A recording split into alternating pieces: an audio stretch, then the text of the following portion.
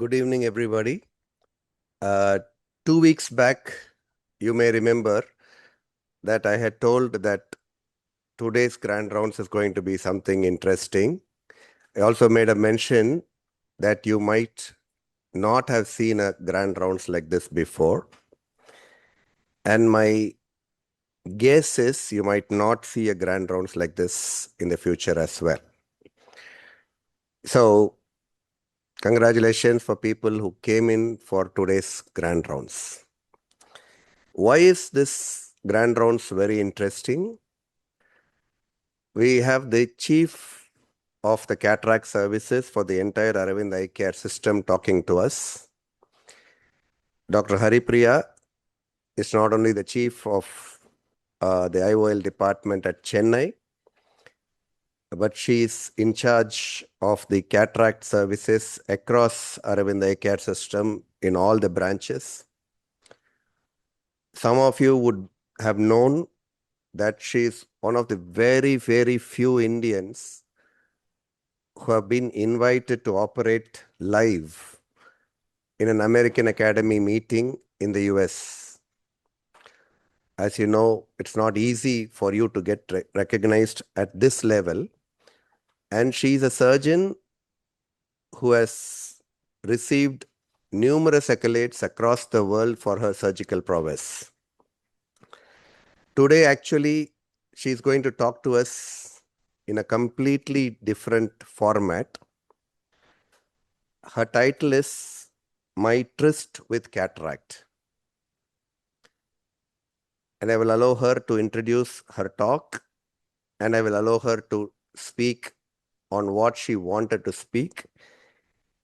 And now I invite Dr. Haripriya to talk to us on My Tryst with Cataract. Thank you, sir, for your kind words. I hope I'm audible and the slide is visible. So the title of my talk is My Tryst with Cataract. So the Webster dictionary's meaning for tryst is a personal encounter or a rendezvous. So I joined the cataract department in 2003, March 1st. Again, thanks to GN Madam. I had this opportunity, and that has really been a very fulfilling aspect of my career. I did start my surgical journey, of course, much before, during my first year of residency, like everyone else does. So when talking about cataract surgery, in terms of any surgical specialty, there are two broad aspects. One is the science and one is the art of surgery. Very often when we start our surgical career, we focus more on the science, and then as we get more competent, the distribution moves towards the art. Of course, the science, of course, continues to remain. The science of surgery would include the knowledge in terms of understanding the anatomy and the structure, the technical precision of mastering the instruments of these techniques, the technology in terms of knowing the machine and the microscope, evidence-based medicine and research to improve outcomes, and innovation to utilize new technologies. And the art of surgeries would encompass the manual dexterity, spatial awareness when handling 3D structures, about being intuitive and being able to improvise, especially when you're having a challenging situation. Decision making, which is, of course, a very important skill we all have to have when in a high pressure environment. And the last and the most important, the humanism and the empathy in terms of communicating effectively with the patient, understanding what the patient is going through, building trust. And that, I think, is the most important aspect. The third domain, I think, which I've added on the slide is the component of meditation. I think for many of us, surgery is also meditative. End of surgery, we always feel a kind of a joy, a kind of a satisfaction that comes from this third component. So this combination is what makes it interesting, and all of us want to go back every time to the operating room. So I have done in my career about 71,846 cataracts, and I'd like to split this as BC and AC. So BC and AC not in the traditional historical terminology. So what these two indicate is before and after my cataract surgery. So I underwent surgery in December 2025. And through the course of this presentation, I would like to share what my journey was like.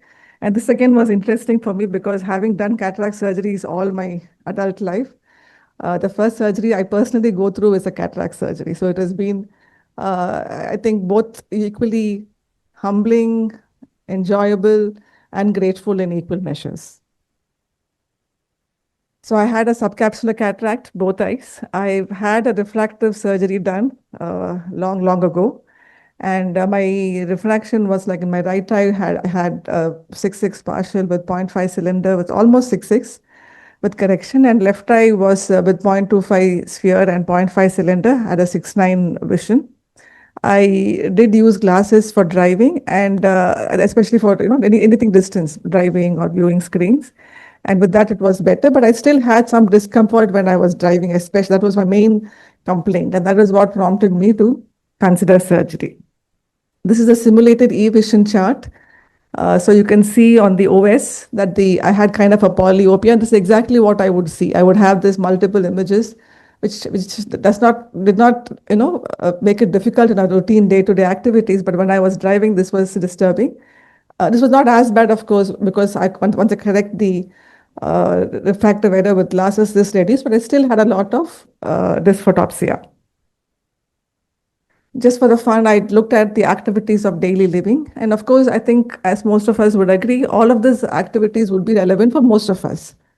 Now, the interesting aspect is I wanted to be spectacle free as much as I can.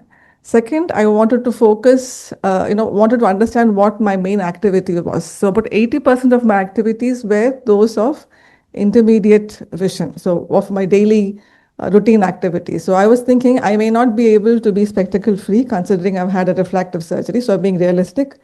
At the same time, can I ensure that most of my day I don't need to look out for my pair of glasses? So this is the A-scan sheet. Again, being a myope, axial length was 26.1 and 26.55. And the astigmatism in the right eye was 1.5 and left eye was 1.6. Again, both were oblique astigmatism. So which means what I knew for sure is I did need a toric IOL. This is the IOL power calculation. I, of course, had it done with the TrueK, both the measured and the predicted posterior corneal astigmatism, also cross-checked with the ASCRS calculator. And they all kind of came out to be similar. So IOL power, we had an idea. I looked at the eye trace, wanted to specifically look for the angle alpha. So I was at this point thinking of a EDOF IOL. So is my HOA under control? So can I consider a higher order, extended depth of focus IOL? And to my surprise, it was very low. It was only 0.03 in the right eye and 0.05 microns, which was very positive. So I was enthusiastic about having a EDOF lens, which again means I could be independent of glasses for most of my activities. So with this background, I wanted to consult 2-3 other masters in the field. So one of them is my mentor, guide, and friend, Dr. David Chang, and asked him how his experience was with this IOL in post-refractive eyes. So I've done a few of these IOLs, but I did not know how they perform in post-refractive surgery eyes. Interestingly, this IOL was not available in the US yet, and he was looking forward to use it himself, so he didn't have much to say. I then wrote to Dr. Tim Roberts. I don't know him personally, but we have been in panels together a couple of times. And he was very kind. He responded immediately. He came on a call with me. I think that was very, very, very kind of him. And the other thing he said was, you probably your HOA is higher. Your astigmatism is probably masking it. So recheck it with dilation. So of course, I had done my eye trace in a regular working day. So it was done before dilation. Most of our patients will do it after it is dilated. And then I looked at the eye trace again with dilation. It was about 0.36 in the right eye and 0.28 in the left eye. Again, not too high, but much, much higher than what it was earlier. So this was again something which was a interesting and a learning fact which I understood. So one thing is, again, with discussion with him and my own understanding, I thought I will move away from a EDOF IOL. So when considering the IOL, of course, for design and power, I was considering my activities of daily living.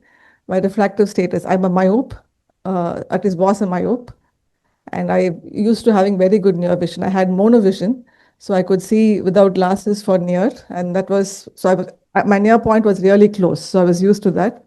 And I had a post-refractive surgery status. So with this, what was the IOL options? I chose an advanced monofocal toric IOL, and I also planned for some mini monovision. So the idea is I've already had monovision. There's a significant monovision. I didn't want that much of a difference because of the difficulty. Sometimes, I wanted to have better quality in terms of the field and the depth, but I wanted to have a mini monovision. So I'll be kind of independent of glasses for most of my activities. And then I had to check for my dominance. So with the Miles test, I realized I'm right eye dominant, and left eye was the eye which I was planning surgery first. So I planned for the left eye to be focusing on near, and the right eye when I do in future to do it for distance, the dominant eye for distance normally. So plan for a 0.91 minus 0.91 residual error, and the toric IOL placement was at 130 degrees. This was the surgical plan. So this is the view I had. So it was definitely felt different. Having been on the other side of the microscope for many years, it was different to have been on this side. And I had this view actually actually the anesthesia was very good. So of course, the care was excellent, needless to say. I was given good numbing drops, and I couldn't feel the incision, the rexus, and so this was what the surgeon was seeing. So this was the left eye's subcapsular cataract. Yeah, so like I said, until by rexus, I could see the surgeon, I could see one or two of the assisting staff. But after hydro, when it got very murky and it became very, very vague. I was, of course, looking up at the light because I know how important that is for a surgeon, and of course for my own outcome. And the IOL was placed on axis, 130 degrees. And the CD, as you can see, is very, very low. It's like negligible 0.99. This is with the operating room staff. So the same staff who were assisting me in the morning were now my caregivers in the afternoon. And I thought one of them is going to cry. They looked at me as though I was, so it was interesting to see how they were reacting to the whole procedure. The other aspect is that you can see I'm wearing the coat. I'm not used to walking in with street clothes in an operating room. So I said that just to be comfortable, I'll have to have my uh, coat on. And also in Chennai, we don't patch the eye. We use the protective glasses. Normally we use black glasses since we use glasses on table. But I found the clear ones to be comfortable. And since they've changed it so that all patients, even after surgery immediately, we now give them clear glasses and don't give them dark glasses right after surgery. So this was an uncomplicated surgery. So, I mean, I think as everyone in this room understands, what are the chances, things can go wrong. We have no say. It is what it is. So grateful that things went well. And I had actually, after my cataract surgery, I had a patient who needed the same IOL which I received, and that's the PC rent. Thankfully, I could implant the same advanced monofocal toric which was intended. But in my mind, I was processing, the extra time, the extra manipulation. What does it do to beyond the eye, to the person who's behind the eye? The whole experience, of course, is a lot more. It means a lot more. So of course, all of us do, work towards having a complication-free surgery. But having been there, done that, you know what a lot more it means to the patient if we didn't have one. The energy, as you saw, was very negligible. I was very comfortable, post-op. Of course, the first day, immediately it's a little hazy, but the next day onwards, it seemed very good. What I was most surprised about was the clarity. So I did not realize my vision was so bad before. So I was seeing everything was white. So the first thing when I came back to my office, I reduced the light of my computer. I was wondering why everything is so. This is in spite of me having this kind of, not a very advanced cataract. This was how I felt. So that prompted me, why not go in for? So I did not plan for the other eye until I had the first. Before the right eye was the good eye, and I had no problem with the right eye. So why should I do plan? But once I had the left eye surgery, I could see the difference in color so obviously. The left eye was a white, clean image, and the right was a brown. So while there was no diplopia, I could see like this kind of two different kind of images. It was very funny. And I realized that right eye also would benefit from surgery. And having been a very strong proponent of doing the second eye early, I had no qualms in doing it early in terms of, once I realized that this was good, I thought I should go in for the second eye as well for different advantages, as we tell our patients, as we have listed in our hospital systems. So the second eye was also done. This was on the 5th day post-op. So before that, I did go into surgery once, try to see if my vision was comfortable with the microscope, seeing the case sheet and things like that. So once I knew it was fine, on the 5th post-op day, the second eye was done. And I planned for a 0.36, minus 0.36. Ideally, we do a minus 0.02, but again, post-refractive surgery, I didn't want to be on the hyperopic side. Post-ops, I'd rather go in for the second myopic. So we did the minus 0.36 plan. And again, it's an oblique, so a 38. Other was 130. This was a 38-degree axis. And the same advanced monofocal toric IOL was done. So this was the cataract of the other eye. So not too less. It was kind of, though I had 6.6, this was the cataract I had. So when patients come to us and say, I have difficulty, we just look at the numbers. But then I realize what 6.6 means is actually a full range. It's not just like one line, but it could mean different things. And it's the quality of vision actually, means a lot.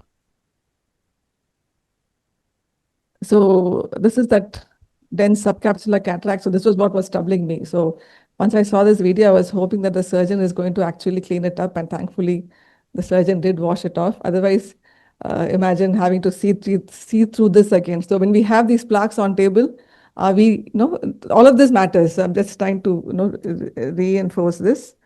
And of course, being a myope, the surgeon is then elevating the iris. As we know, you will have the lens iris diaphragm retropulsion syndrome, what we call reverse pupillary block. So to reduce the stress on the zonal apparatus, and diol is being placed on axis. And look at the ridiculously low CDE, like 0.31. It can't be lower than this. So again, it's a very clean, quiet surgery. So I'm going on to perioperative medication. So across Aravind, over the last decade, we've been using intracameral moxifloxacin. And we know from our data that this has helped reduce our endophthalmitis rate by 3.5 to 4 times. So the last 10 years, it has been a plateau, which is we're very happy. Of course, in addition to all our protocols with sterilization and asepsis and disinfection. And not just with Aravind studies, but other studies as well, this has been proven repeatedly. In addition to this, there has also been a lot of other research where they say that intracameral helps, but a topical antibiotic has not been shown to add to the effectiveness of the intracameral regimen. So whether you receive topical antibiotic or not, the endophthalmitis rate may not be significantly higher.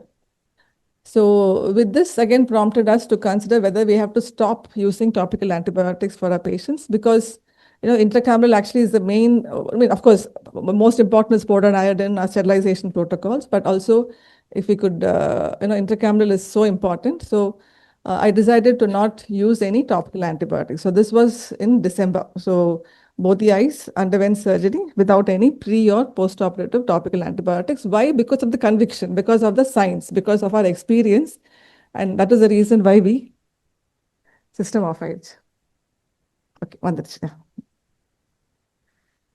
So on a parallel note, we have also been talking with other hospitals. So in 5 of our centers, we are now started the ZTAB, or the Zero Topical Antibiotic Protocol. And this is from January 1st.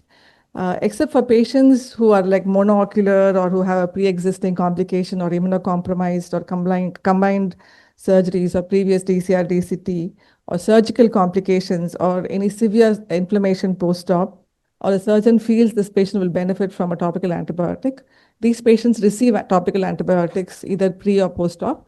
Except for them, in these 5 hospitals, all the paying phaco patients are not receiving topical antibiotics. So this has been the protocol from the 1st of January.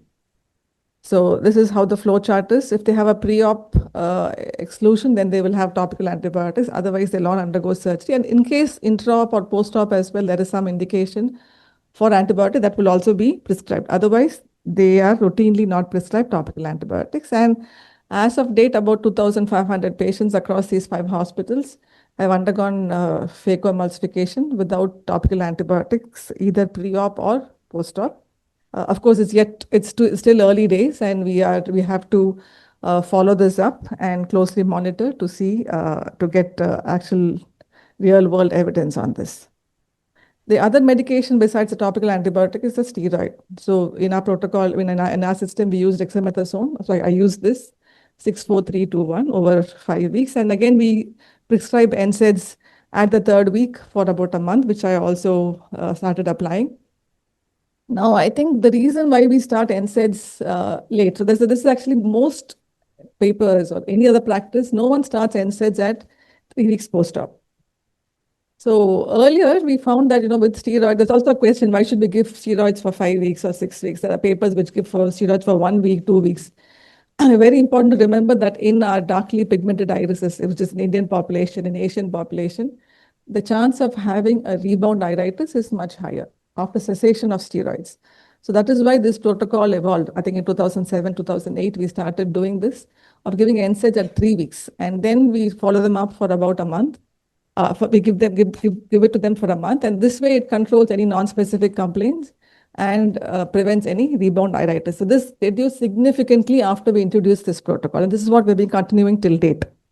But we again wanted to back it up with science. So one of our residents, Dr. Mithila Joshi, her thesis, which is just finishing, looked at the post-op inflammation and cystoid macular edema in early versus late. And so, like I said, no other, as far as I know, no other institution does this. But we are doing this. So we wanted to see how the patients are doing in terms of their macular thickness and inflammation. And she had about 110 patients in each group. And the OCT, the macular thickness was similar in the patients who had NSAIDs from post-op day 1 and the group which had NSAIDs from the 3 weeks onwards. And inflammation also, the results were similar. Interesting, the group which had, of the 100 patients in each group, the patients who received the NSAIDs earlier. So like example, if they start at first day post-op, they go up to 4 weeks. So they will, after the steroid stops, they don't receive any drops, right? In that group, about 4 patients came back with mild iritis. So they had to be given additional steroids.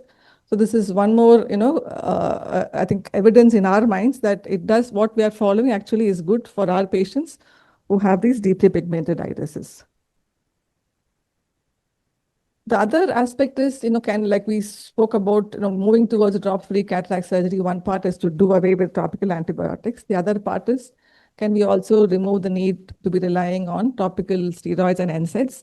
And one aspect towards this is having worked with Dr. Neil Shortstein.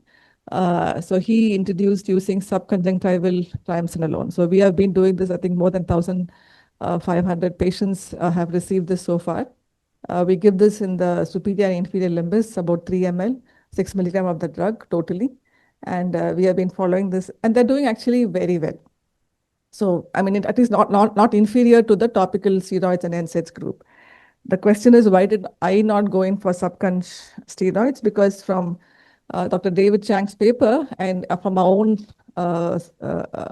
experience, we know that patients who are myopes and the younger patients have a higher chance of IOP spike. So especially those who have axial length over 25 millimeters. And of course, I'm a myope and I'm also young at heart.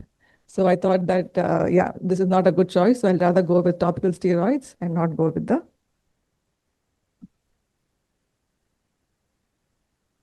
subconj. So moving on to the post-op recovery. So we see patients, right? So many doctors, when you call them to cataract clinic, they're like, I'd rather go to some other specialty. Here they come with 6 and they have so many complaints and they have a lot of irritation and other complaints. Thankfully, I did not have any irritation, at least so far, touch wood. So I feel that the irritation mostly stems from the fact that many patients are bordering on dry eye, have dry eye, or dry eye has started. That is the reason why they have it. So my conviction towards that is probably more now. And the dysphotopsia also, I did not have either the negative dysphotopsia, which is the arc you see on the temporal side, nor the positive dysphotopsia, because I did not go in for the multifocals or the EDOF IOLs as well. And the second aspect of the third thing is the second eye syndrome.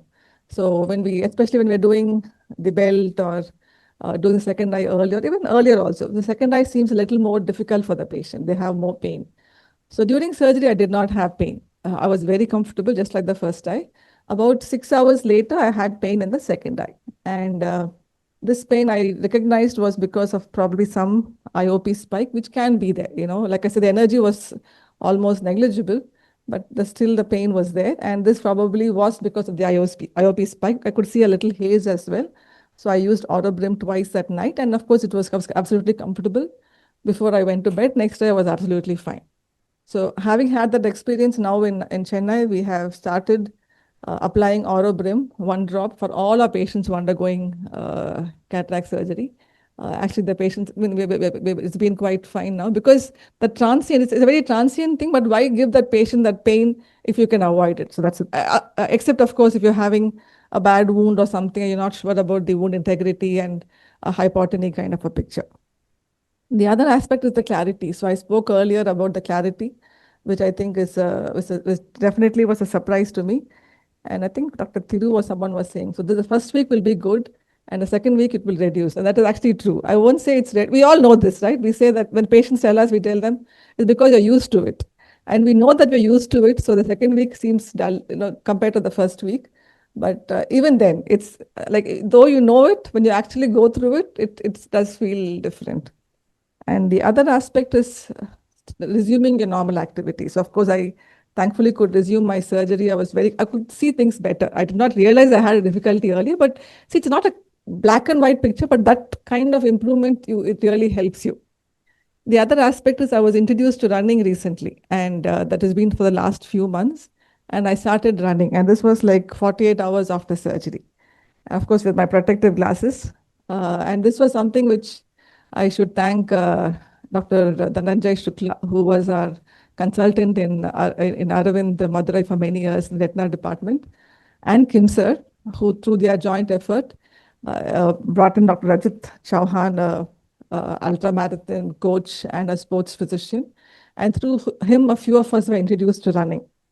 The reason I'm talking about running is because I had signed up for a 10K on Jan 4th. So I wanted to be practicing for this. So that is why I had to go back. So this aspect of, resuming activities after surgery, that is something with a dialogue which we should also be able to have. And now as I was running, I was like, what is happening to my toric IOL? Is it rotating? I'm also a myope. The capsular bag is larger. Is the IOL also moving? But then I remember this article. So this by, it was actually a brief report. It was a letter published in Ophthalmology where we know from science that the rotation happens mostly in the first hour and almost all of it in the first day. It could be because your placement itself or early in the surgery. So the IOL rotation after post-op day 1 is less than 1%. So I thought, okay, I'll just use this part of my brain and do what I'm doing. So yes, we did go for the 10K, and you can see many familiar faces here. So this was just a good group from Chennai, and it was it was of course my daughter, Dr. Beena's 2 children, Madhu and Priya's husband. So it was like a bigger group. But the point I'm trying to say here is, by the way, running per se, I found, of course, if someone like me could start running at this, again, age. So this was, I think I would always, and being a surgeon, always had to draw parallels to surgery. So I feel this in any endurance sports is possible for someone who's at Aravind, because we are used to doing long hours of surgery. If you can do 100, like let's say you probably practice for about 4 to 5 years to be able to do 50 or 100 surgeries. So all of that needs endurance, and all of this is a mind at play. So I think it is something which each of us look at different way. But importantly, what I wanted to say is, now this was running for me, but it is different thing for different people. So this is just to understand what the patient wants. We just give them a routine post-op protocol as to when to resume their activities. But what is it in their normal day which they want to resume? It could be anything from going back to work or reading. I had a patient who was actually, he was 70 years, and he said he was postponing surgery. Every time he'll come and I said, why are you postponing? He said, because I have to swim every day. If I can't swim, I cannot undergo surgery. So finally, his wife brought him when there was a cyclone being predicted in Chennai, because then the 2 weeks the pools will be closed and he can't swim. So he timed his surgery for that. So the reason I'm saying is understanding and seeing how we can let them do their activities with whatever, with protective glasses. Of course, I wore my glasses when I did this. So making them understand and doing what is possible will be, hand holding them will be important. When we do this large volume surgery, how can we customize for them is also important. So my postoperative outcome. So my right eye, I had a 0.75, so a little more than what was predicted. And I like to blame it again on the post-refractive status. And my left eye was 0.5 sphere and 0.5 cylinder. I do use glasses again for driving. I do not need it when I'm driving in the day, but at the night I like to use it. It gives me that kind of clarity and that helps me definitely. So I like using it. For my other other activities, near and intermediate, I do not use glasses. So I'm like at 45, I think I'm probably an N8 or N10. So at 45 degrees, I'm able to see N6. So I'm able to do, I haven't gone, I did pick up a pair of glasses for reading, but I haven't had the need to use it so far. But if I want to do actual reading, maybe I will consider using it. But that is, so the, my point is that I'm able to do most of my activities today without glasses and with a better quality of vision. So, following surgery, what is it which has changed? My conviction has increased in a few aspects. So this includes, early cataracts don't delay. So even if it's early, and if the patient has the significant cataract, if it is impending there. I remember Chief, when I was, once we were having conversation, having gone for a camp, he was like, how many patients had come? He'll always ask you once he sees you, how many cases came for the camp. And I said, I had a patient, they have just 6'9", this was of course long ago, 6'9", 6'12", and they wanted cataract surgery. He said, yeah, you should bring them, you should help them, you should do. In my mind, I'm like, I'm going to induce so much astigmatism. What do I do to, what's the point in bringing them and making the vision worse? So I'm like thinking from the scientific point, but he was thinking from the, how can he help this person? So how can I make my technique better, reduce astigmatism? What do I do to be able to give this patient who has 6'6" or 6'6" partial better vision? So what do I do with my technique and my planning? Second is customizing IOL is an important aspect. That's why we have introduced a need assessment form. We're requesting doctors to talk to the patient to understand what they want. How can we help them? See what they're seeing. It could be with or without glasses. Again, doing second eye within a short span has been a very, definitely something which I would promote more, having been there. And a very comfortable touchwood post-op recovery, which I'm very grateful for. And the toric IOL was stable after 24 hours. So I did kind of check out to see if the rotation was not more. And a few learnings. So now, like I said, we have introduced Orobrim eye drops to reduce IOP spikes. And we're using clear protective glasses instead of the dark ones for all our patients. Post-op activities, we already have a pamphlet. We have slightly modified a few of them. So we kind of make it a little more. Again, because our patient profile is very varied, we cannot put it on a pamphlet all the time. But sometimes you may, based on how you see the patient post-op, and then they ask you, can I read? Can I watch TV? There you can be a little bit more flexible and tell them that you can. Within, say, 24 hours, 48 hours, you can do those things. And Z-tab, again, that is something which worked. And binocular vision testing, especially if we're doing monovision, in our vision charts, we just do monocular. So how does if you're doing one eye higher myopia, how does the patient feel with both eyes open in terms of distance or near? That's something which we also have to understand. And the most important aspect is the wow effect. So I think this was very, so when patients come after surgery and thank you, you don't understand. So Rainey's sister here had surgery and she came and told me after she had, now I understand why the patients are thanking us so much, because I actually feel a difference. So that same thing with me. Now I understand why they're so grateful. So which means so much more responsibility on our side. So the final question, why did I undergo surgery in Chennai? Of course, what other place than with the team that I trust. So this team basically are the people who I work with every day. from the biometry, from the ward sister, the OT sister, the nurse who assists me in surgery, the optical staff, Revati, our manager. So this entire team, Dr. Shivas did my evaluation pre-op and post-op, etc. So this entire team is someone who is I'm most comfortable with. And so I was in, of course, in safe hands. Of course, the surgeon, of course, also matters. And I trusted the surgeon's skill and care as well. And this slide which you have in the background, this is the slide which was in the background. So this was, with AI, you can bring the central station and Kabaliswar Goil to Punamali, next to the hospital. We may not be able to do that, but if we can bring our patients clear and comfortable post-op recovery, clear vision, that I think would be a good contribution from our side. Thank you. So the first thing is, this is not a simple ophthalmologist who underwent a cataract surgery. This is a surgeon who has done 75,000 cataracts, going and getting a surgery done when she has 6/6 vision. So that is point number one. Point number two, Chennai was enrolled as a center where they stopped preoperative antibiotics and post-op antibiotics. And she subjected herself to not having a pre-op antibiotic and a post-op antibiotic. This is called walking the talk. Take it from me, not 99% of people in this room will not have this guts. 99%. Take it from me. So this is something which is really, really significant. And getting a surgery done at 6/6 and then getting the surgery after 3 days for the other eye and going for a marathon run after 3 or 4 days. So that is what I told you. You would not get to see this kind of a grand rounds again. I don't know whether this has sunk in deeply inside you. A lot of people talk. Very few people actually act.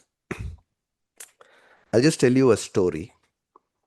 So around 1.5 years back, an 86-year-old obese patient, a very, very obese patient, 86-year-old, who could not walk. She had to be wheeled into my wheelchair. She was known to me, but very difficult to walk. She was finding it difficult even to sit in the wheelchair. Her son was wheeling her inside. And at 86, she was completely, pristine, used perfect makeup. She was not, she was really looking much younger, but she was really, really obese. Finding it, she couldn't even walk from the wheelchair to the place to sit for the eye evaluation. So I made her sit in the chair with considerable difficulty.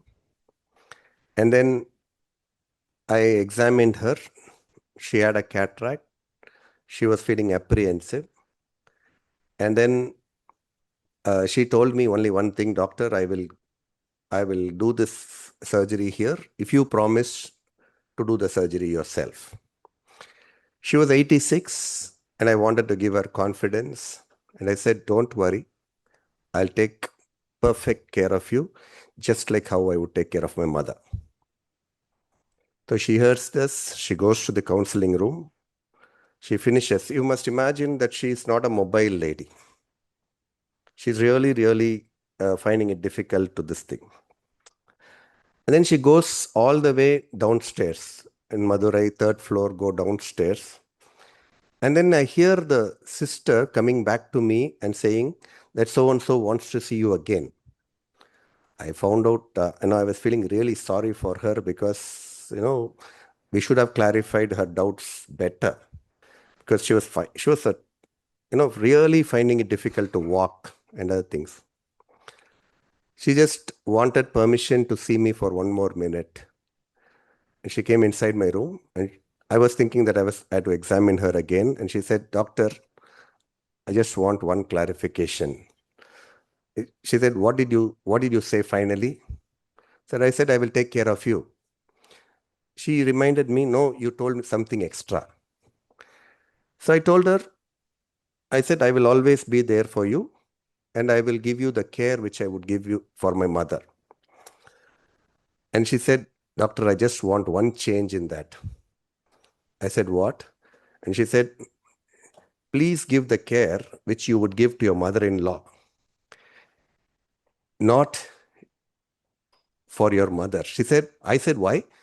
Because you'll be really scared if you're operating on your mother-in-law. And you would take all the steps. Here is a lady who had such a sense of humor, not very, very, it's very difficult to move. And then she went all the way down, came back and cracked a joke on me and told me to be extra careful and to take care of her as a mother-in-law. So when you operate on in-laws, you have to be extra careful, extra scared, and do all these things. Why am I telling this story? We heard one part of the story, the patient. We really want to congratulate the surgeon who happens to be the husband. It needs extreme courage to operate on your wife who has operated 75,000 cataract surgeries. I promised you a different grand rounds. And at 20 years, 25 years of marriage, it's often said, you look deeply inside your eye of the spouse. And here is a gentleman who saw deeply inside the eyes of her husband and found out a cataract and plucked that lens out. And in the process, left a twinkle in her eyes. Ladies and gentlemen, I would like to welcome the hero of the day, Dr. Aravind Srinivasan, to talk about his experience as a husband surgeon operating on a patient who has done 75,000 cataract surgeries. And you remember from her talk, she was saying, I chose this, I chose this, I chose this, I chose this. And you have to operate on a patient of that sort. And with this, I would now request Dr. Aravind to give his comments on how he approached this case. Aravind. Thank you, Dr. Prajna. You sound cataract surgery very romantic. Thank you. I think like Haripriya started, I do have an AC and BC. I've been operating for a little more than 30 years, and I would have done the same number as what Haripriya has done. And this is the first time somebody has asked me to speak about a cataract surgery. So this is my claim to fame, and I'm in the limelight for a few minutes now. So that's one. On a lighter note, obviously it is not Haripriya getting operated, right? So this has been going on at home, dinner table conversation, children speaking about it. Both my children are, one is in medical school, another has finished her MBBS.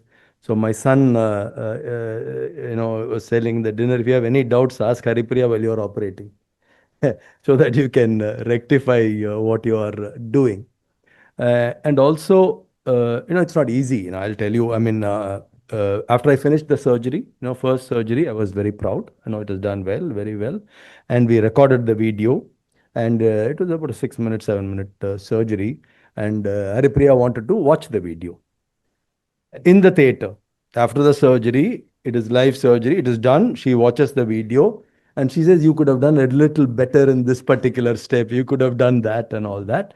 But I was quiet because Haripriya has been my surgical mentor too. So I kept quiet. On a serious note, I really appreciate the trust Haripriya had on our team. I was very proud, not because of me doing the surgery, which I didn't want to in the first place.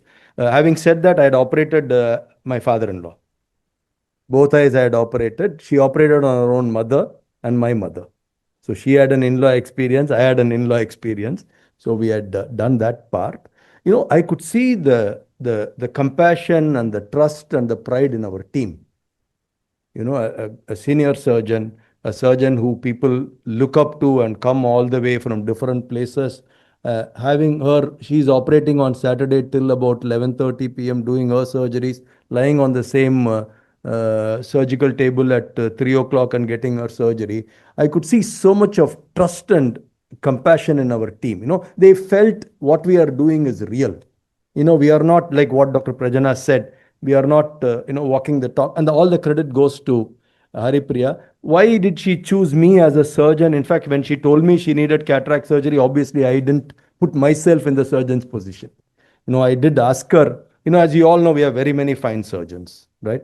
You have many surgeons in Aravind Chennai. Every Aravind hospital has some of the finest of the surgeons. In fact, we even discussed a few names. I told her, you should do that, do this, and all that. And she had a conviction. She said, no, I'm getting it done here, and you're going to do the surgery. So, I was happy, and for me, the conviction was, you're touching and doing surgery for countless people, 70,000 odd people. You should train yourself to do, doesn't matter, can you keep your emotions and it's not easy. And tell me, did I have sleepless nights? I did have.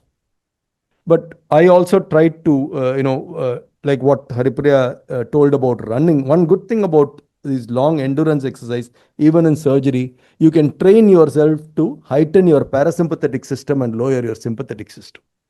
Your breathing techniques, the way you sit, the way you have certain techniques that you have, you can reduce your pulse rate, you can reduce your anxiety levels, cortisol levels. And I've been practicing that for a while, in my own ways of doing surgery in the high volume. So I definitely trained. Maybe 10 sessions before every patient on my table was Haripriya. Every surgery that I did, every rexus I did, every cataract extract, because the mind, no, I didn't want it to be something which comes from my cerebral portion. I wanted to be from the spinal portion. It just has to happen. It doesn't matter who lies on the table. You will have to do all the steps. So thankfully, we all know surgery is a miracle. 100 things can go wrong. We all take it for granted. We all count our numbers as if it's a trophy. But every patient, there are so many forces hidden to us. We don't have control over everything. So I really thank all the forces wherever they are to have given a good result. And also appreciate Dr. Haripriya's conviction on zero tab. In fact, I even told her, do you really want to do this zero tab? Do a study. Let's do a few more cases. But she had the conviction to go ahead and do it. And more than anything, more than all that, to conclude, the sisters who assist us, they were, I could see, they had tears in their eyes when I was operating Haripriya. I'm sure every sister who assists each one of us, they have so much respect and love for the surgeon. We are a team. That team, I could see that, they wanted me to do well. They were more anxious than me. You could see how they pass the instrument, how they are, how quiet the OT is, right? I think this was a revelation for me. Every time we touch a patient and heal, and every patient on our table should be treated like what Haripriya was treated. Because every human being, that's what Dr. V said. Our founder said that every time, every person needs it and we have to give it with dignity. Thank you again for the trust. As a Chief Medical Officer of Chennai, Aravind, I'm really thankful for the trust that Haripriya bestowed, not for the trust that she bestowed, the confidence that she gave this team. That this team, I'm a world-class surgeon, I'll go and operate everywhere in the world, but when it comes to me, I'll get it with my team. That's the statement which lives with me, and I'm glad I happen to be the surgeon and enjoying the glory right now. Thank you. So once again, don't forget this grand rounds. This has a lot of learnings for you, right from the patient's perspective and from the surgeon's perspective. Very unlikely you're going to get this kind of a story, because the world will not have the courage to do this kind of a thing. So you have to also understand a story where a Prime Minister of India had a PC rent. A sitting Prime Minister of India had a PC rent while a surgery was being done on him. And all through his life after his surgery, you could always see that his eyes were having photophobia. Imagine the plight of that surgeon.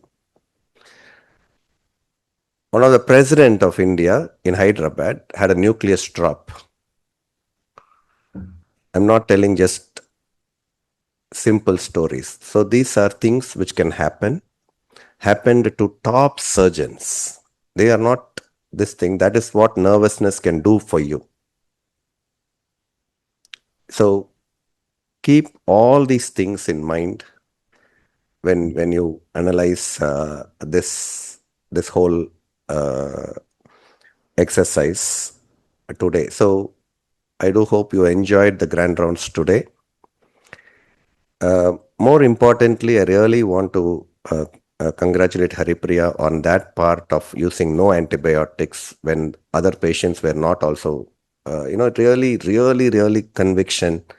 It is thinking that, the first thing in Tamil, they'll just say, "Onakuna pannikviya?" Will you do for you? And that is where the power comes. And that is where 99.9% people fail. So thank you very much for this very, very, very interesting grand rounds, Dr. Haripriya and Dr. Aravind. And so much of learnings from this grand rounds.